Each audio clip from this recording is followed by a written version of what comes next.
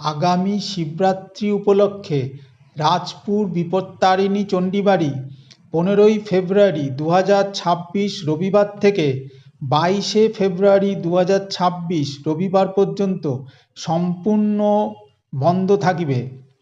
এই 8 দিন মায়ের সেবা, পূজা, অঞ্জলি, আরতি এবং নামগান রাজপুর শ্মশান সংলগ্ন শিবরাত্রি প্রাঙ্গণে অনুষ্ঠিত হইবে।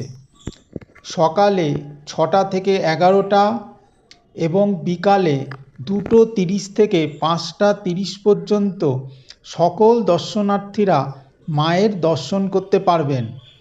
পুনরায় 23শে ফেব্রুয়ারি সোমবার থেকে মায়ের বাড়ি খুলে যাবে। তখন সন্ধ্যা আরতি বিকেল 5টা থেকে অনুষ্ঠিত হইবে। এইরূপ নানাবিধ প্রয়োজনীয় ইনফরমেশন পেতে চ্যানেলটি সাবস্ক্রাইব করে রাখুন এবং আমাদের সঙ্গে থাকুন। জয় মা বিপত্তারিণী চণ্ডীর জয়।